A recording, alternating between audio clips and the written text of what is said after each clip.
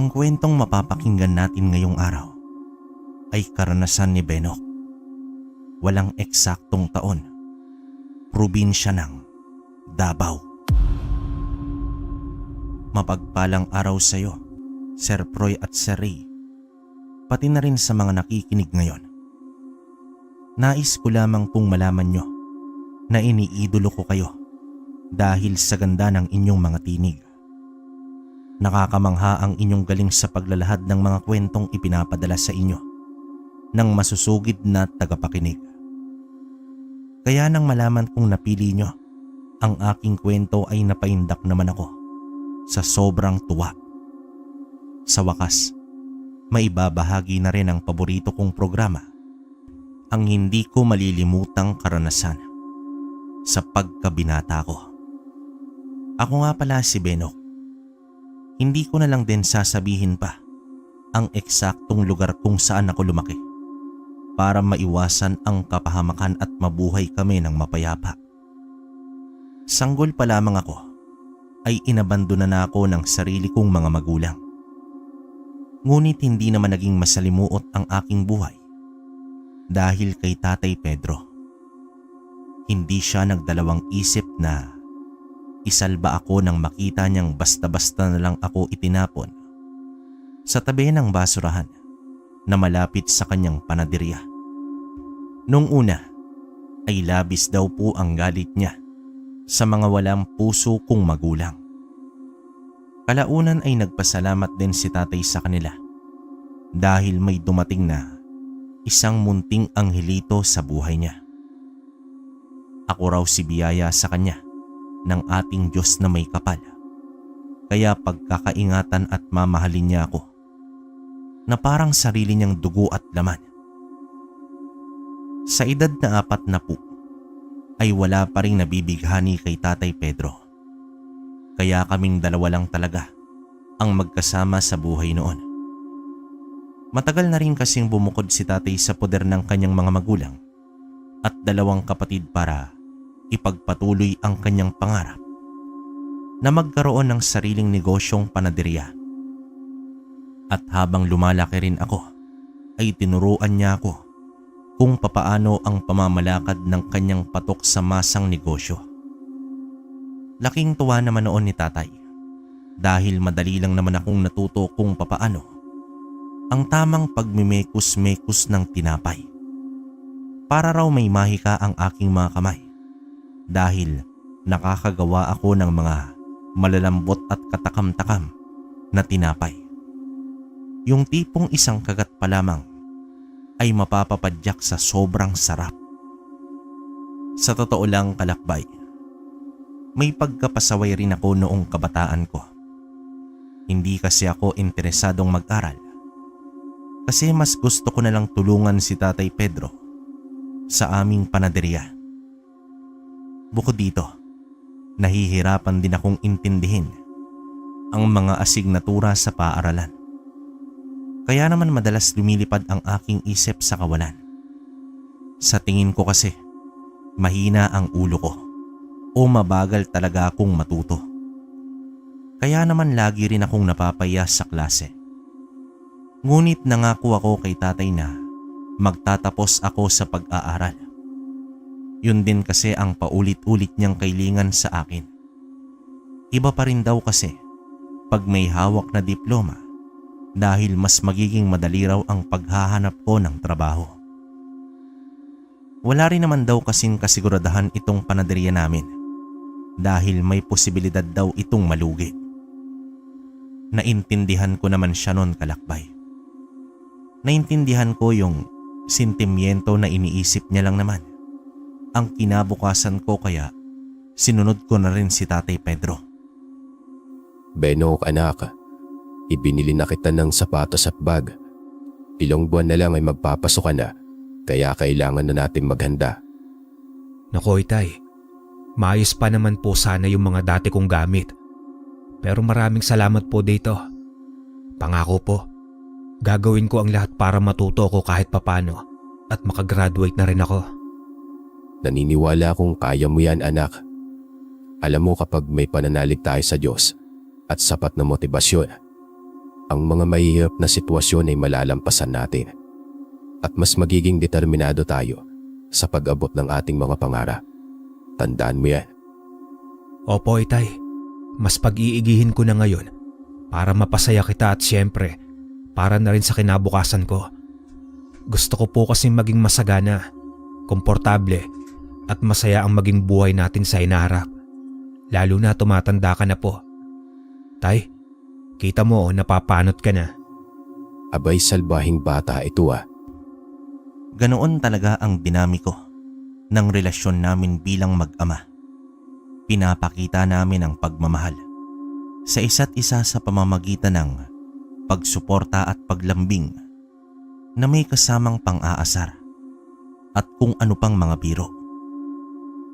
Kaya naman kahit kaming dalawa lang ay kumpleto at masaya na kami sa aming tahanan. Araw ng Lunes noon, Kalakbay, nang bumisita si Lolo Erning sa aming tindahan para bumili ng madami-daming tinapay.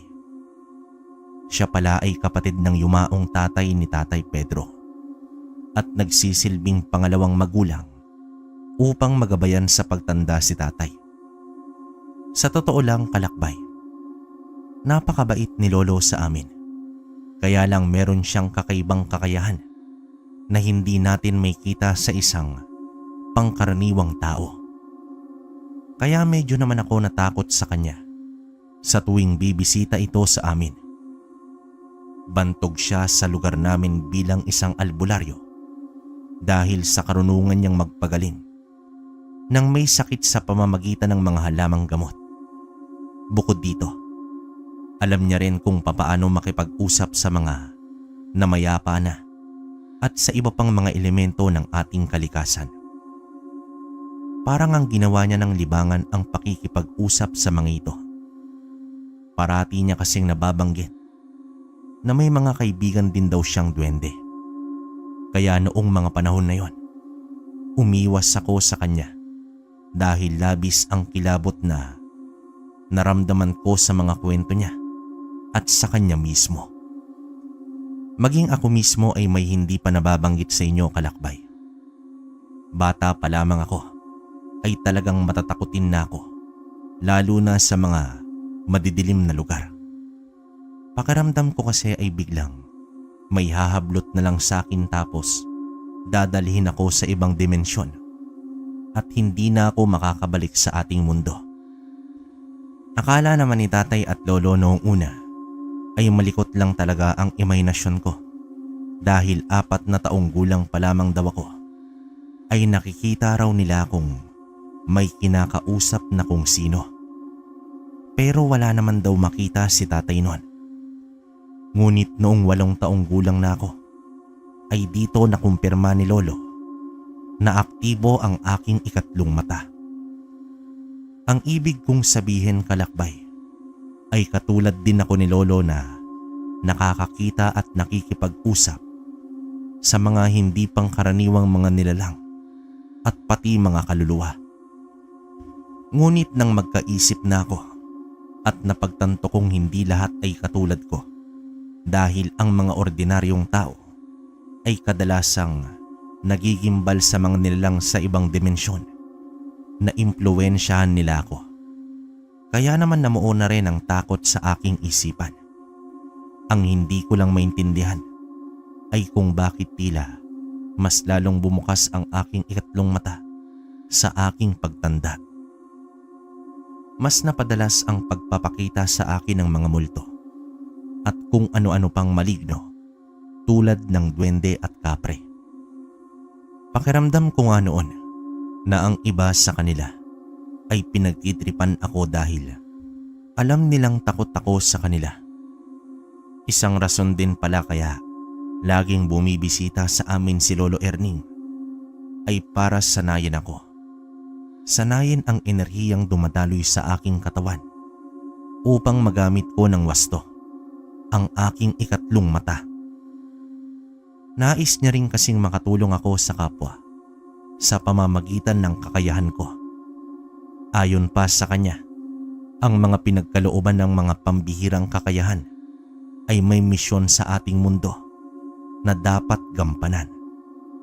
Yun ang isang paraan para maging makabuluhan ang buhay natin habang nandito tayo sa mundong ibabaw. Ngunit kahit anong pagkumbinsi niya sa akin, ay hindi ako pumayag dahil mas umiral ang takot sa akin kaysa naman sa kagustuhang tumulong sa kapwa noong panahong yon. Gusto ko naman talagang mapagaan ang buhay ng mga taong nangangailangan, ngunit wag naman sa pakikipag-ugnayan sa mga multong tumatagos sa pader. Laro pa sa aking isipan na napaglaruan ako ng maligno noong pagbisita sa amin ni Lolo Erning. Hanggang ngayon nga ay kinikilabutan pa rin ako habang sinusulat ko ang kwentong ito. Lolo Erning, halika po muna sa bahay, magmerienda po tayo. Nakailang tawag naman ako sa kanya noong makita ko siyang nakaupo lang malapit sa poso namin sa labas ng bahay. At sa ika-4 na pagtawag ko ay nagtaka na ako dahil hindi niya ako kinibunong oras na yun. Kaya naman napaisip na ako kung galit ba siya sa akin sa paulit-ulit kong pagtanggi sa kanya. O baka naman masama ang pakiramdam niya noon. O di kaya naman ay sapilitan niya akong isasama sa kanyang tahanan para turuan. Kung ano-ano na ang naiisip ko noong hanggang bigla na lang akong narinig na tumawag sa akin mula sa loob ng aming tahanan. Benok, apo, ano bang ginagawa mo dyan? Ikaw na lang ang hinihintay namin dito. Kain na tayo habang mainit pa itong sabaw. Bilisan mo na. Sa pagkakataong ito, halos sabay kaming lumingon nung nilalang na nakita ko at nung nagtama na ang aming mga mata ay bigla siyang ngumiti na halos nakalabas ang buong gilagid niya. Yun pala ang malignong mahilig manggaya dahil nagugustuhan nila ang enerhiya ng taong ginagaya nila. Ilang beses na rin nilang ginaya si tatay at lolo. At kwento nga sa akin ni lolo ay pati raw ako ay ginagaya rin ng mga malignong yon. Dito napayaw naman ako na halos mapunit na ang lalamunan ko noon dahil sa sobrang takot. Nang ngumiti kasi siya sa akin, alam ko nang hindi talaga siya si Lolo Erning. Yung mga malignong yun kasi, hindi nila kami magaya o makopya. Yung tipong buong itsura namin. Bungi-bungi kasi si Lolo Erning, pero may 3 ngipin pa naman siyang natitira. E sino ba naman ang hindi magugulantang kung pagngiti niya sa'yo ay puro gilagid lang ang makikita mo? Kung hindi bungal ang nakikita ko, kalbo naman, duling o pandak na bersyon namin ang ipinapakita nila sa amin. Sabi pa sa akin nila lolo, may gumagaya rin daw sa akin dati. Kopyang-kopya raw ang itsura ng mukha ko pati boses ko. Yun nga lang, hanggang tuhod niya lang yung tangkad nung nilalang na yun. Mabuti na lamang at hindi naman nakapanakit ang mga nagpapakita sa amin. Talagang mapaglaro lang talaga sila. At ang iba naman ay nahahagip lamang ng aking mata kahit sa tingin ko ay hindi naman talaga nila sinasadyang magpakita. Isang araw ay pinapunta kami ni Mang Kadyo na aming kapitbahay sa burol ng kanyang yumaong asawa. Nakikiramay kami, Kadyo. Salamat, paring Pedro. Napakasakit ng nangyaring ito sa akin. Alam mo naman kung gaano ko kamahal ang kumare mo. Sana nga mamatay na rin ako para makasama ko na siya. Hindi ko alam kung kakayanin ko pang mabuhay nang wala na siya sa piling ko. Huwag kang magsalita ng ganyan, pare. May rason kung bakit nandito ka pa rin sa mundong ito. Nabubuhay ka para gabayan ang bunga ng inyong pagmamahal ni Mare, ang mga anak nyo. Kaya magpakatatag ka lang.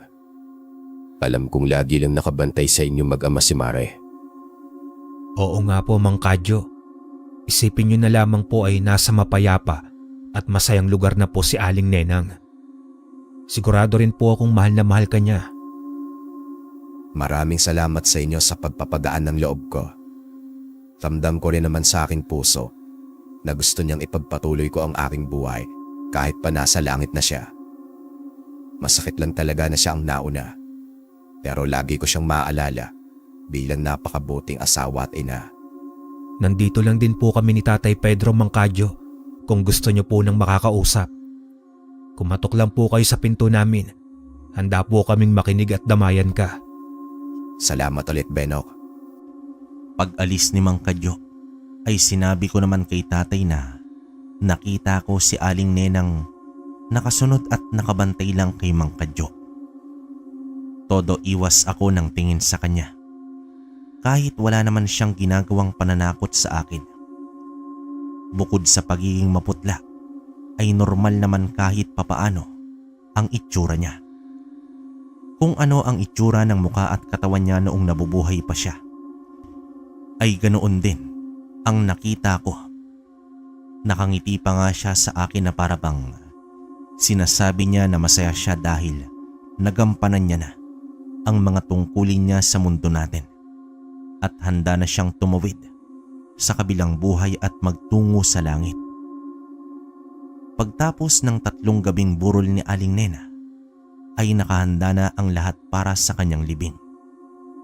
Maraming tao ang nagluksa, kasama si Mang Kadyo at para makipaglibing na rin.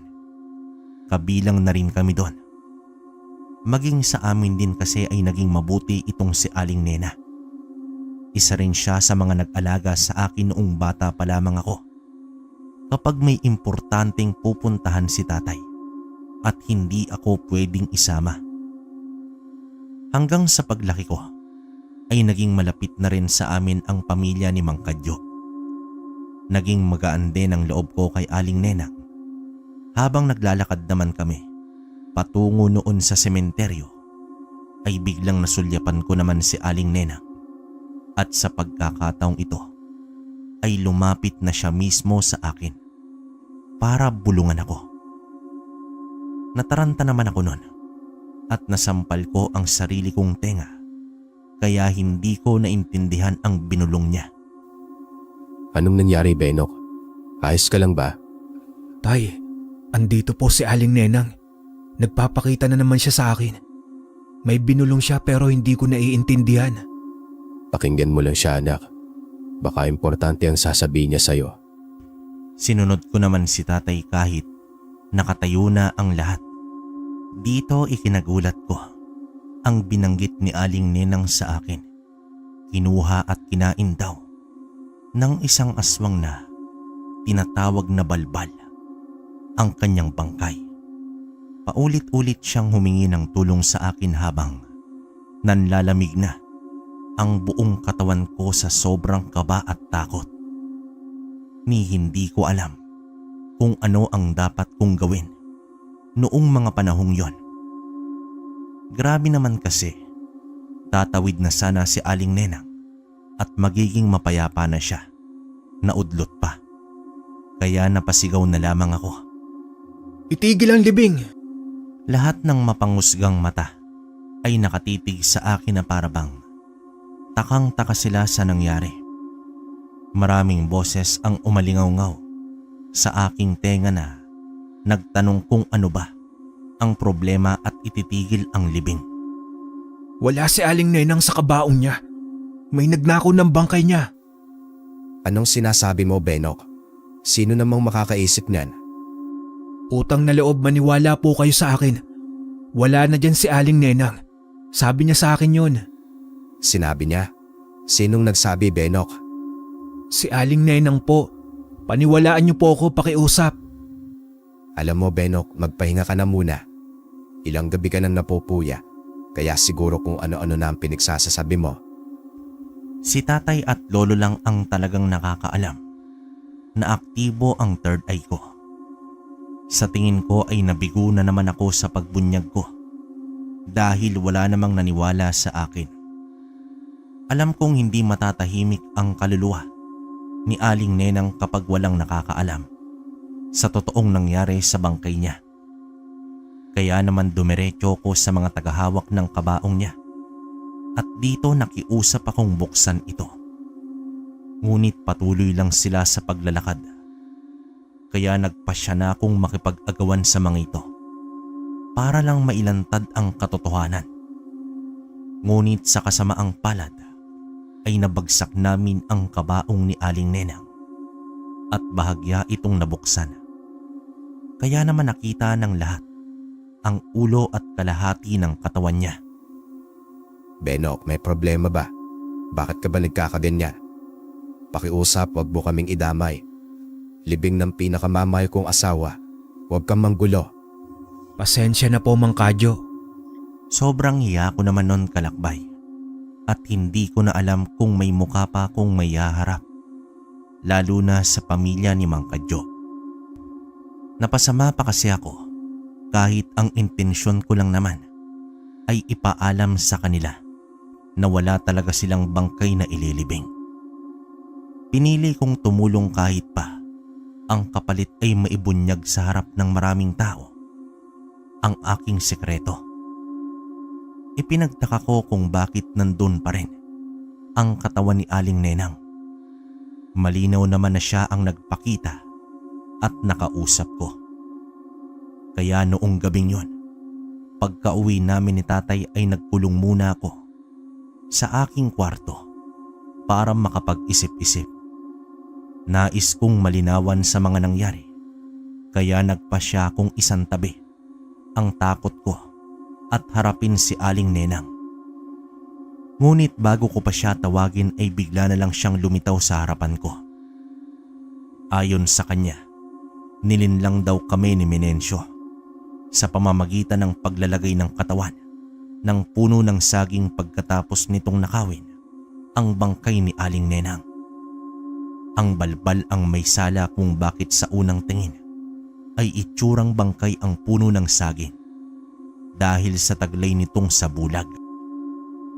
Nang malaman ko ang lahat ng ito, ay tuloy pa rin siya sa paghingi ng tulong sa akin na ipaalam sa asawa niya na ang inilibing nila ay isang puno ng saging lamang. Noong una ay nagdalawang isip ako dahil hindi naman ako pinaniniwalaan ng mga taong nandun at pakiramdam ko ay napahiya pa ako. Ngunit napagtanto ko na nakakaawa naman silang mag-asawa sa mga darating na panahon kapag bibisitahin ni Mang Kadyo ang puntod ni Aling Nenang. Wala naman talaga doon ang kanyang minamahal. Hindi rin kaya ng konsensya ko na sarilihin lamang ang totoong nangyari. Kinabukasan ay humingi na ako ng tulong kay Lolo Erning upang makalapit muli ako kay Mang Kadyo at may paliwanag ang totoong nangyari. Kakailanganin namin ng presensya ni Lolo para pakinggan ako ni Mang Kadyo. Magandang umaga, Kadyo. Ako ito si Erning. Pakibuksan ng pinto. Mang Erning, bakit ka po? Naputol naman ang sasabihin ni Mang Kadyo nang makita niya akong kasama ni Lolo. Kadyo, sandali lang. Makinig ka sa akin. Kailangan natin mag-usap. Pakiusap, papasukin mo kami. Kung manggugulo ka lang, Beno, kay umalis ka na. Masyado pang sariwa ang sakit na nararamdaman ko. Huwag mo na akong pahirapan pa. Hindi po, Mang Kadyo. Nandito lang po ako para magpaliwanag. Hindi po ako manggugulo, pangako. Sa wakas, pinapasok na rin kami ni Mang Kadyo. Pagkatapos ng ilang pakiusap sa kanya, sinimulan ko ang lahat sa paghingi ng tawad sa kanya. Hindi ko po sinasadyang manggulo sa libing ni Aling Nena. Kilala niyo naman po ako simula bata pa lamang ako. Alam niyo pong malapit ang puso ko sa inyong dalawa. Wala po akong intensyong masama. Maniwala po kayo. Kung totoo yung sinasabi mo, Beno, bakit pinatigil mo ang libing ng asawa ko? Sinabi mo pang may nagnakaw sa katawan niya, ay kitang-kita ng lahat na nandun pa rin ang bangkay niya. Dahil yun po ang totoo. Kaya ko po nagawa iyon dahil nagpakita at nakausap ko po si Aling Nenang. Ano na naman bang kalokohan niyang pinagsasasabi mo, Benok? Kadyo, makinig ka muna sa kanya. Ako ang makapagpapatunay na hindi siya nagsisinungaling. Hindi rin nahihibang ang aking apo. Bata pa lamang kasi siya ay talagang nakakakita na siya ng mga multo at kung ano-ano pang nilalang. Katulad ko ay aktibo o bukas din ang third eye niya. At ang dahilan po kung bakit sa paningin niyo ay nandun pa rin ang katawan ni Aling Nenang dahil nilinlang po kayo ng balbal. Ang totoong laman po ng kabaong niya ngayon ay katawan lamang ng puno ng saging. Mang Erning, totoo po ba talaga ang sinasabi niyo? Tsaka ano yung balbal na yan? Oo, Kadyo. Bakit naman kami magsisinungaling sa'yo? Wala namang kaming mapapala dyan. Yang balbal na yan ay isang aswang na kumakain ng bangkay ng mga tao upang makalikom ng lakas. Napakasarap sa panlasa nila ng patay na katawan ng tao. Kaya hindi sila nag-aalinlangan na magnakaw sa tuwing may burol. Malamang habang nagpapahinga o tulog ang lahat ay nasa lisyan kayo nun. Sinisi ni Mang Kadyo ang kanyang sarili. Ngunit ipinaaabot namin ang mensahe ni Aling Nenang sa kanya na wag niyang iisipin na siya ang may sala sa mga nangyari. At higit sa lahat ay mahal na mahal siya ng asawa niya. Sa pagkakataong ito ay isa lang ang hiling sa amin ni Mang Kadyo, ang maparusahan ang balbal. Dahil hindi na maibabalik pa ang katawan ng minamahal niya. Ang ibig niyang sabihin ay hanapin at patayin namin ang balbal na yon para hindi na rin daw maulit pa sa iba pa ang ginawa ng halimaw. Ano po? Ibang usapan na po yan, Mang Kadyo. Alam niyo naman pong matatakotin ako. Hindi ko po kaya yan. Mahinang nilalang lang po ako. Benok, apo. Sa tingin ko ito na ang pinakatamang panahon para tanggalin na ang takot diyan sa iyong isipan. Kailangan mo na maging matapang para hindi mo na malimitahan ang sarili mo at para makatulong tayo sa mga nangangailangan. Paano ko naman po gagawin yon, Lolo Erning? Halos maihina nga ako sa salawal ko sa takot sa mga multo at maligno. Patpatin pa ako. May alam akong paraan para lumakas ang pangangatawan mo. Kunin mo ang mutya ng salsagan sa Biyernes Santo, bandang 3:00 ng hapon. Nalaman pala ni Lolo ang tungkol sa mutya ng salsagan sa mga kakilala nitong gumagamit ng mga agimat. Kailangan ko raw itong makuha upang mabigyan ako ng lakas ng loob para lumaban. Kapag daw siguro magkaroon ako ng kapangyarihan ay mailalabas ko na ang tunay kong potensyal at pagkakatiwalaan ko na ang aking sarili. Kapag napasa akin na raw ito, ay hindi na ako tatablan ng kahit anong matutulis na bagay. Kaya magagamit ko raw ito kung sakaling mapalaban ako sa balbal dahil hindi ako maapektuhan ng tulis ng mga ngipin at kuko nito. Napilitan na lamang akong pumayag dahil alam kong hindi rin titigil si Lolo sa pagkukumbinse sa akin. Tsaka siguro tama nga siya.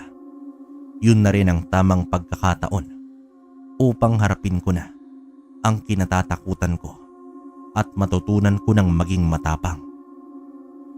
Kaya naman pagdating ng araw ng Biyernes Santo ay inakyat ko ang puno ng salsagan. Ilang beses pa akong nalaglag at sumemplang, ngunit talagang porsigido si Lolo na makuha ko ang mutya. Kaya naman kada laglag ko ay isang malakas na palo naman ng walis tingting ang kapalit. Kaya naman wala na akong ibang nagawa kundi magtiyaga at sumunod sa kanya. Hanggang sa naging matagumpay naman ako sa pagkuha ng mutya. Pagtapos kong makuha ang mutya ay sinanay naman ako ni Lolo na mag-concentrate sa ginagawa ko. Kailangan ko raw matutunan na pakiramdaman at gamayin ang sariling enerhiya. At kapag nagawa ko raw ito, ay malalaman ko rin kung papaano magpasok ng puro at positibong enerhiya ng kalawakan sa aking chakra. Papunta ito sa aking katawan. Tayong mga tao kasi ay may 7 chakras o daluyan ng enerhiya sa ating katawan na tinatawag na root, sacral, solar plexus, heart, throat, third eye at crown chakras. Kapag daw aktibo ang mga ito, ay maaabot ko ang aking totoong potensyal at magiging balanse daw ang aking utak, pangangatawan at espiritu. Sa madaling salita ay matutulungan ko si Mang Kadyo at lalong-lalo na ang aking sarili dahil mabibigyan ko ng lakas ang aking katawan at isipan.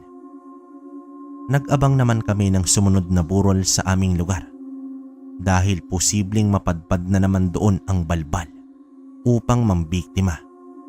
At habang kami ay naghihintay, ilang gabi rin ang lumipas na nagkaroon ako ulit ng paulit-ulit na panaginip. Hindi ko na nga maintindihan kung bakit sa panaginip ko raw ay isa akong magiting na mandirigma. Nakabaliktara naman kung ano ko ngayon. Isang binatang lampa at tatanga-tanga, isang mahinang nilalang. Nakwento ko nga ang tungkol dun kay tatay. Ikaw, Benok anak, masyado mo na atang minamalit ang sarili mo. Huwag kang magsalita ng ganyan. Totoo naman po, Itay. Ewan ko ba at lagi akong pumapalpak? Ayoko nang marinig yan mula sa'yo. Alam mo namang kahit lagi tayo nadaasaran, mahal na mahal kita. At nasasaktan ako kapag paulit-ulit mong kinukutya ang sarili mo. Sa tingin ko ay may pagkukulang ka. Ano pong pagkukulang? Anong ibig mo pong sabihin, Itay? May pagkukulang ka sa sarili mo. Hindi mo ganun kamahal ang sarili mo. At tungkol naman dyan sa mga panaginip mo. Hindi ako sigurado pero mukhang ikaw yun sa nakaraan mong buhay. Sa past life mo, bago ka muling ipinanganak sa mundong ito. Marami rin kasi ang naniniwala sa reincarnation o muling pagkakatawang tao at kabilang na ako doon. Ganun po ba, Itay? Alam ko kung ano ka sa past life mo. Kaso hindi ka tao. Hindi ako nakikipagbiruan sa iyo, Benok. Isa. Panot na unggoy ka po nun, Itay, sa past life mo. Ganun ba? Bibili pa naman sana ako ng paborito mong lechon manok mamaya. Kaso wag na lang pala. Ito namang si Itay, hindi na mabiro. Gusto mo po ba ng masahe? Dinaan na lang namin ni tatay sa tawanan ang lahat ng kalituhang nangyari sa amin. Hindi ko rin sigurado kung may kinalaman ang panaginip kong yon sa nakaraan kong buhay.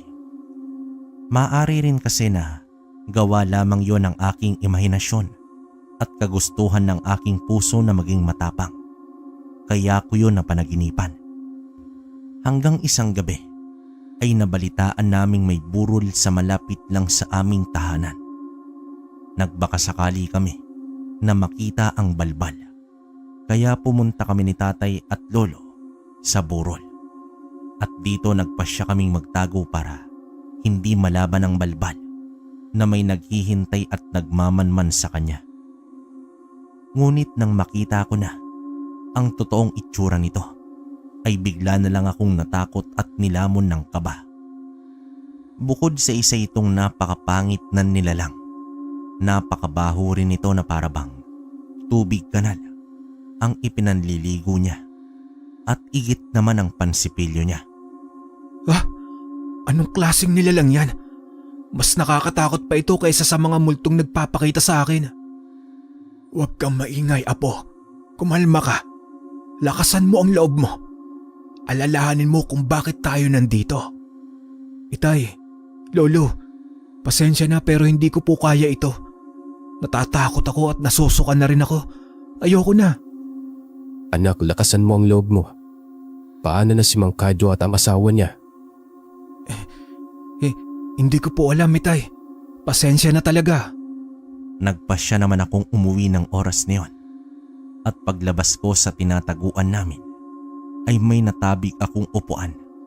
Kaya naalarma ang balbal. Mabilis nitong tinangay ang bangkay na nasa kabaong kaya hindi na niya napalitan ng katawan ng puno ng saging ang katawan ng biktima.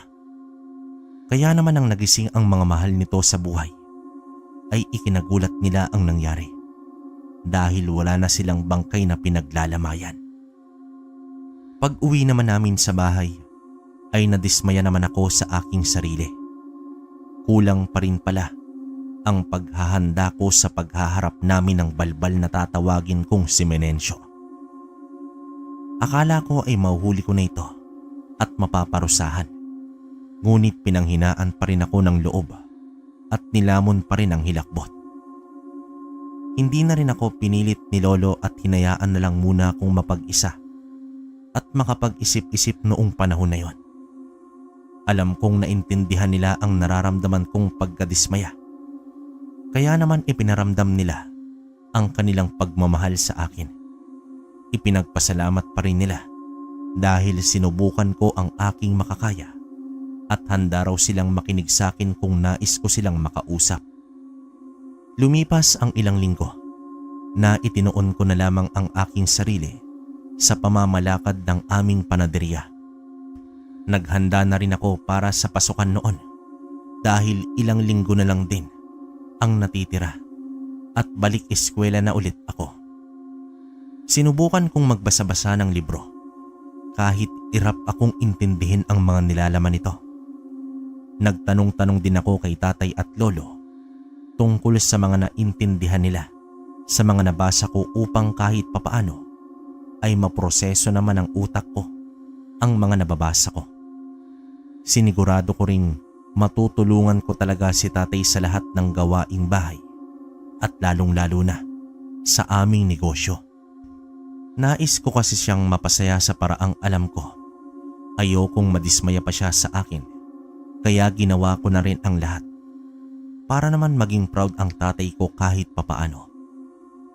Tungkol naman sa panaginip ko, kalakbay, ay paulit-ulit ko pa rin nakita ang aking sarili bilang isang magiting na mandirigma gabi-gabi. At kapag gumigising naman ako ay hinihiling ko na rin na sana ay ganoon nga talaga ako katapang sa totoong buhay. Minsan ay nagpapakita pa rin sa akin si Aling Nenang, ngunit pati siya ay hindi na rin ako gaanong kinukulit. Naawa na rin talaga ako sa kanya dahil tingin ko ay hindi siya makatawid sa liwanag kasi hindi pa napaparusahan ang lumamon sa bangkay niya. Sa kasamaang palad ay biglang nagkasakit si tatay kaya kinailangan niyang magpahinga na muna. Kaya halos ng lahat ng gawain ay napunta sa akin. Kaya talagang araw hanggang gabi ay abalang-abala ako. At pinagsisisihan ko na hindi ko lubos na nabantayan si tatay dahil bigla na lamang itong naglaho.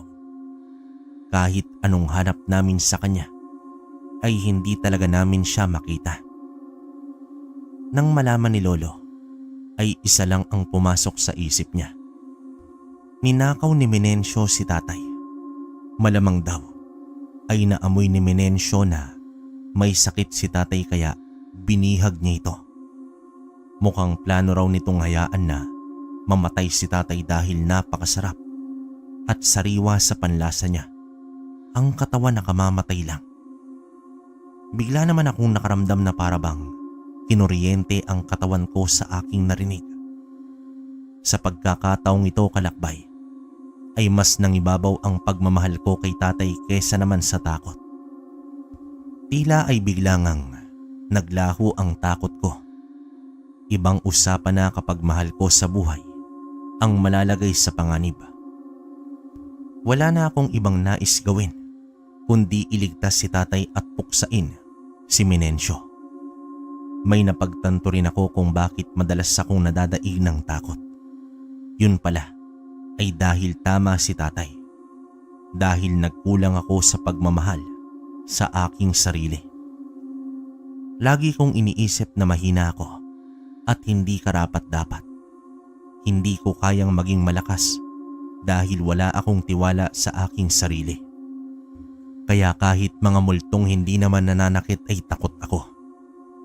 Imbis iangat ko ang aking sarili sa pamamagitan ng pagpansin sa mga magagandang katangian ko, mas pinili kong paulit-ulit na laitin ang aking sarili.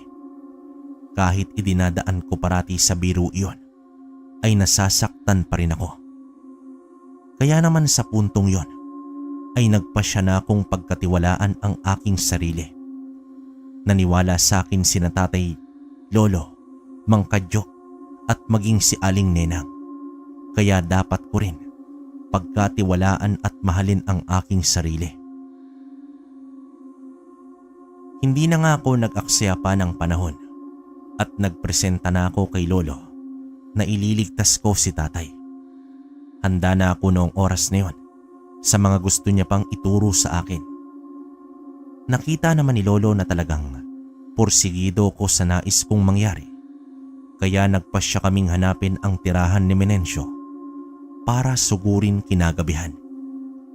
Ayon pa kay lolo, wala kaming magiging problema sa paghahanap kay Menencio dahil pwede naming kausapin ang mga espiritong gabay niya at mga kaibigan niyang duwende. Maaari nila kaming tulungan tuklasin kung saan naroroon si tatay. At nalaman namin sa kagubatan pala, malapit lang sa aming lugar, naninirahang mag-isa itong si Menencio. Binigyan kami ng direksyon ng mga duwende, papunta naman sa eksaktong lungga ng halimaw na yon. At nalaman namin, sa kaloob-looban pala ng kagubatan iyon, kaya hindi lang si Menencio ang kailangan naming paghandaan, kundi pati na rin ang mga posibleng magtangka sa aming buhay ni lolo, buhay man o mapaglarong engkanto. Ilang oras bago kami magtungo sa kagubatan ay naghanda kami ni lolo. Tinulungan niya akong mag-ayos ng mga gamit na aming dadalhin. Kasama na doon ang mga pangontra sa mga aswang tulad ng asin, bawang, buntot pagi at punyal na gagamitin sa pagtapos sa buhay ng aswang na yon. Nagdala rin kami ng mga halamang gamot ni lolo kung sakaling kakailanganin namin yon pagkatapos ng laban. At hinding-hindi ko nakalimutan ang mutya ng salsagan. Pagkatapos naming ayusin ang mga aming dadalhin, ay sabay na kami nag-concentrate ni lolo para makakuha ng positibong enerhiya mula sa aking kalawakan. Sabay namin itong ipinasok sa aming crown chakra, pababa naman sa aming katawan. Sinigurado namin na parehong nasa wastong kondisyon ang aming isipan at pangangatawan. At bago kami umalis ng aming tahanan, ay nagdasal kami ng taimtim at hiniling namin sa Diyos na mapagtagumpayan namin ang laban na ito at higit sa lahat ay mailigtas namin ang pinakamamahal kong tatay. Pagdating namin sa labas ng gubat pa lang, ay nakaramdam na kami kaagad ni lolo ng matinding kilabot sa aming katawan. Para bang namanhid ang ulo ko at nagsitayuan ang aking balahibo sa katawan. Isa lang ang ibig sabihin nun, maraming engkanto o mga nilalang ng kagubatan na yon ang nagbabantay at nagmamasid sa amin. At sa isang maling galaw lang namin at hindi nila lubos maintindihan, ang pakay namin ay siguradong pagkakaisahan nila kami at hindi ako sigurado kung makakauwi pa kami. Sa kabila ng aming kaba ay nagpatuloy pa rin kami sa aming plano na iligtas si tatay at dumiretso na kami sa pagpasok sa kagubatan. Ngunit wala pa kami, sa kalagitnaan ay may humarang sa amin na isang tikbalang. Sinubukan naming magpatuloy sa paglalakad, ngunit tila bumigat ang mga katawan namin na nagpahirap naman sa aming paghakbang. Hindi naman ako sigurado kung yung tikbalang ang may gawa nun o yung iba pang engkantong nakapaligid sa amin. Nakikiusap ako sa inyo. Padaanin niyo po kami. Wala kaming masamang intensyon sa inyo o sa kagubatan na ito.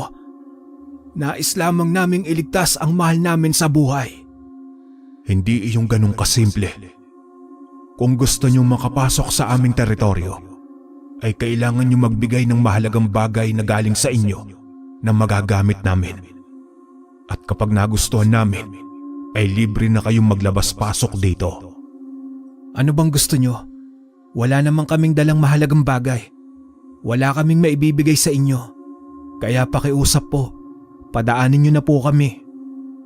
Yang mutyang tangan mo ang gusto ko. Gusto ko yan. Ibigay mo sa akin yan at padadaanin ko kayo. Huwag yan. Kailangan ng apo ko yan para mailigtas niya ang kanyang ama. Kailangan niya yan para lumakas ang loob niya. Ito ba ang gusto mo? Sige, sa'yo na lang ito. Lolo, huwag ka pong mag-alala. Kakayanin natin ito kahit wala ang mutya ng salsagan. Nang maibigay ko na sa tikbalang ay muli kaming nakapaglakad ng maayos. At tumakbo na kami ni Lolo upang makarating na kami agad sa lungga ni Minencio. Mabuti na lamang ay wala namang naging sagabal, kaya mabilis na rin naming natuntun ang tirahan niya. Nang magbago ang simoy ng hangin dahil sa nakakasulasok na amoy, ay alam kong nasa malapit lang ito. At paglingon ko nga, ay bigla na lamang siyang nakapwesto sa likod namin ni Lolo.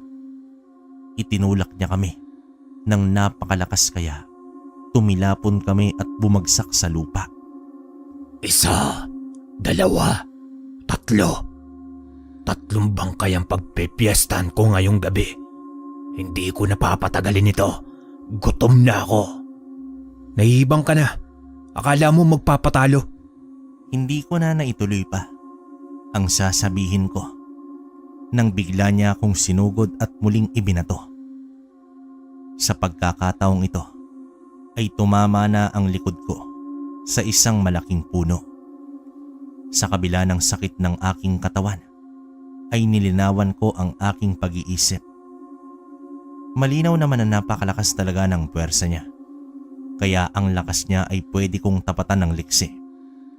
Kailangan kong makahanap ng pagkakataon upang maisahan ko siya sa pamamagitan ng bilis ng aking kilos.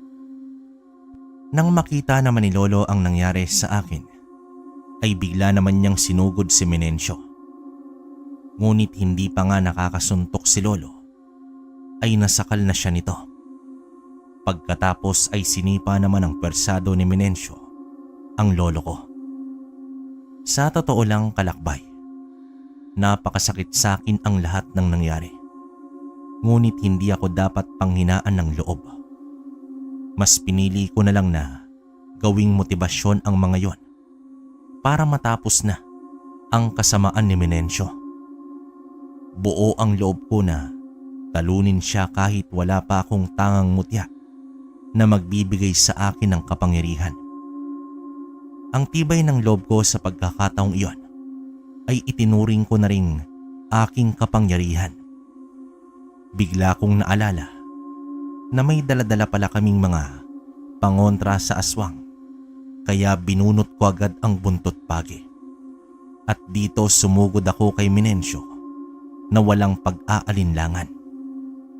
Hinampas ko siya nito, ngunit mabilis din siyang nakaiwas.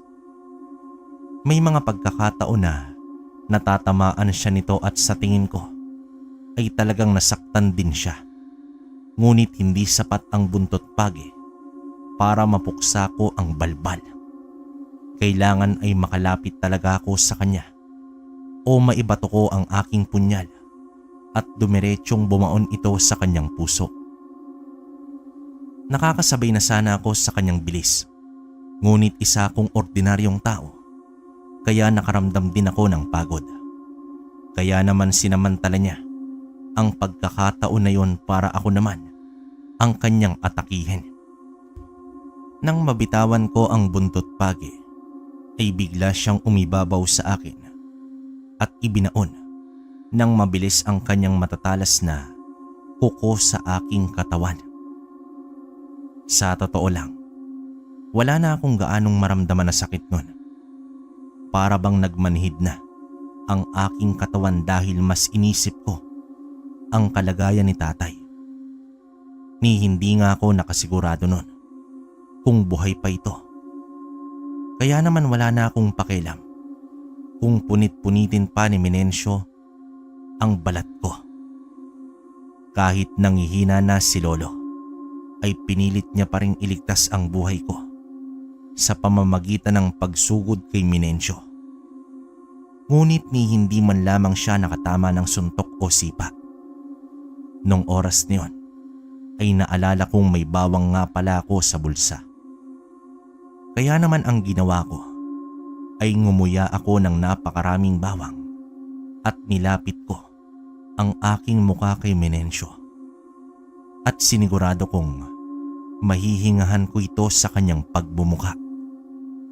Naging epektibo naman ang estratehiya kong yon dahil napatras siya nang maamoy niya ang hininga ko. Hanggang ngayon, hindi pa rin ako sigurado sa dahilan ng pag-atras niya.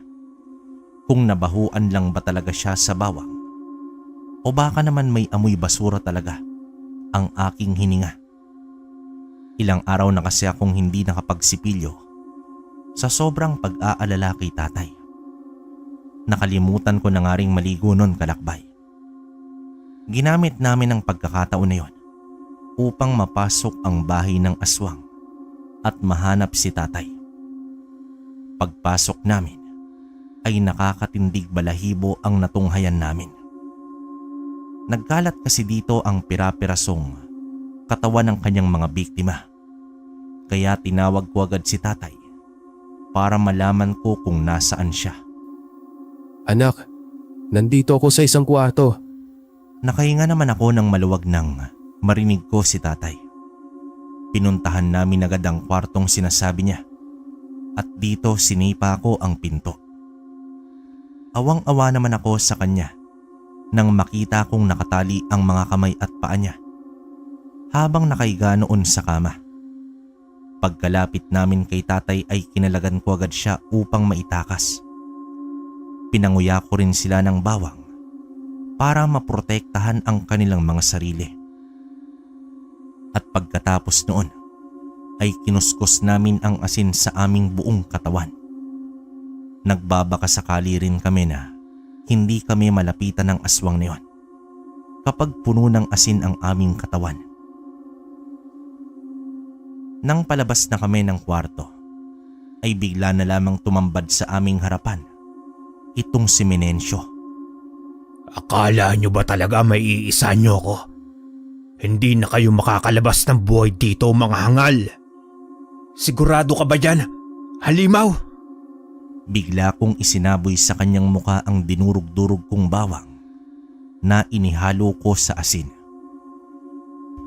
Muli ay napatras naman ito at sa oras na yon ay alam kong mas masakit ang naidulot sa kanya. Kitang-kita ko noon ang pag-usok ng katawan niya na siyang nagpaangil sa kanya. Nang mapatakip siya ng kanyang mata ay inilabas ko na ang tago-tago kong punyan at tumakbo naman ako papunta sa kanya upang itarak ito sa kanyang puso. At nang magawa ko yon ay bigla siyang napatihaya at nangisay na parang bulating na asinan. Nung oras na yon ay malinaw na sa akin na nagtagumpay ako sa aking misyon na iligtas si tatay at mabigyan ng hustisya ang mga biktimang kinain niya.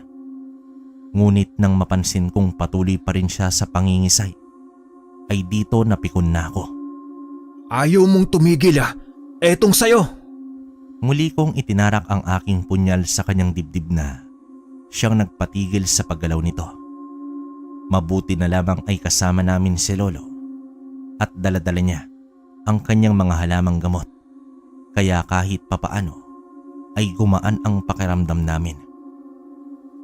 Naalala ko rin na pwede nga pala kaming kumuha ng positibong enerhiya sa kalawakan na siyang magbibigay sa amin ng sapat na lakas para makauwi kami. Kaya naman sabay-sabay kaming naupo nang nakaposisyon at nagdasal. Pagkalipas lamang ng ilang sandali ay tila lumakas-lakas na rin ang aming katawan at napawi rin ang aming pagod. Bago naman kami umalis ay sinabi ko kay na Lolo ang ideya ko sa gagawin namin sa bangkay ni Menencio. Pinagtulungan namin itong buhatin abang papalabas na kami ng kagubatan. At noong makarating kami sa teritoryo ng Tikbalang ay inilapag namin ang katawan ni Menencio. Meron kaming iaalay sa inyo. Ito ang balbal na kumakain ng napakaraming bangkay sa aming lugar. Pati nga ang tatay kong may sakit na nabubuhay pa ay biniyag nito para makakain siya ng sariwang laman. Sa tingin namin ay hahayaan niya lamang mamatay si tatay at kapag nalagutan na ito ng hininga ay lalamunin niya si tatay. Tamang-tama. Meron kaming mga kakilalang nilalang na kumakain ng ganito. Sigurado akong magugustuhan nila ito. Pwede namin silang hingian ng mga bagay na magugustuhan namin kapalit ng bangkay na ito.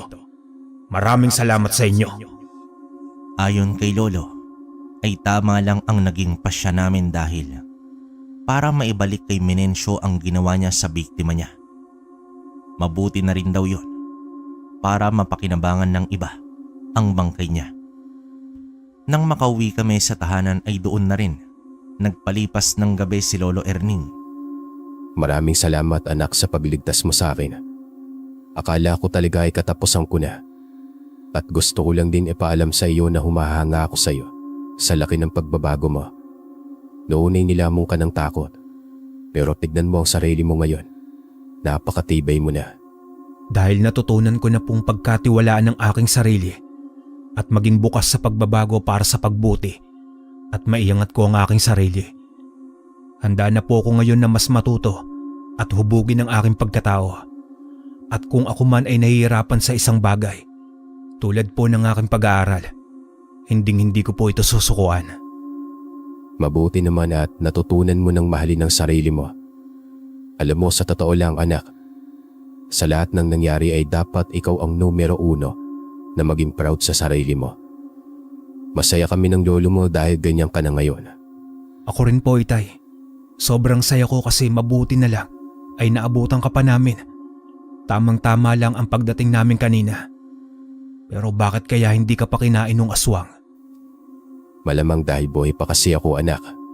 O baka po itay, dahil hindi ko makain ng panot yung balbal. Akala ko pa naman nagbago ka na. Mapang-asar ka pa rin talaga anak. Sa kabila ng lahat ng nangyari, ay napuno ng tawanan ang gabing yon. Pinuntahan namin si Mang Kadyo at niyaya siya nila Lolo ng inuman. Tuwang-tuwa naman si Mang Kadyo na natapos na ang kasamaan ng balbal. Sa wakas din ay natahimik na rin si Aling Nenang. Yun na ang huling gabi na nakita ko siya. Nagmasid lamang siya sa amin habang nakangiti ito sa akin. Sa interpretasyon ko ay nagpapasalamat siya sa akin dahil matatahimik na siya at mapupunta na sa mapayapang lugar. Alam niya rin kasing mabuti kaming mga kaibigan ng kanyang minamahal at hindi namin siya pababayaan. Mabuti na lang din ay naagapan namin ang sakit ni tatay sa tulong ni Lolo, kaya hindi na ito lumala pa. Tinupad ko rin ang aking pangako na seryosohin at pagtiyagaan na ang aking pag-aaral. Ngunit ilang taon lamang nang matapos ko ang kolehiyo ay namayapa na si tatay dahil naman sa bangungot. Ikinalungkot namin ni Lolo ang kanyang pagpanaw.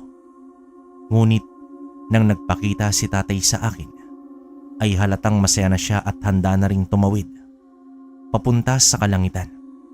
Kaya kahit papaano ay natanggap ko ng oras niya na talaga. Paminsan-minsan ay nalulungkot pa rin ako dahil naalala ko siya. Pero alam kong nasa pinakamabuti na siyang kalagayan sa piling ng ating Diyos.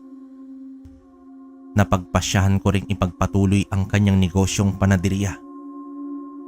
Nang makaipon ako at makapagtrabaho ay pinalago ko pa ito lalo.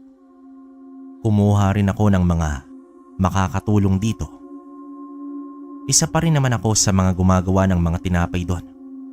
Ngunit naging abala na rin ako sa aking trabaho bilang isang lisensyadong doktor. Ninais kong makatulong sa kapwa sa pamamagitan ng panggagamot. Kaya naman talagang nagpursige ako hanggang sa naabot ko ang aking pangarap. Nahilig din pala ako sa pagkolekta ng mga mutya. Kaya kapag may pagkakataon ay talagang kumukuha ako. Sa tulong ng mga kaibigan kong duwende at tikbalang, doon sa kagubatan ay nalalaman ko rin kung saan pa makakakuha ng mga ibang agimat at talagang pinagpala rin ako. Dahil nakapangasawa ako ng isang nurse na tanggap ang buong pagkatao ko. Kalakbay, biniyayaan kami ng 4 na anak na mas lalong nagpatibay sa aming pagmamahalan. Ang isa sa mga anak namin ay aktibo rin, ang ikatlong mata. Kaya naman talagang ginabayan ko rin siya para hindi mamuo ang takot sa kanyang isipan. At ang 3 naman ay naging interesado rin sa paggamit ng mga mutya. Kaya may mga pagkakataon na sinasama ko sila kapag magkokolekta ako ng mutya. Ipinagpapasalamat ko rin sa itaas na naging masagana at masaya ang buhay naming mag-asawa hanggang sa kasalukuyan. At alam kong masaya rin sina tatay at lolo sa langit habang nakamanman sa amin.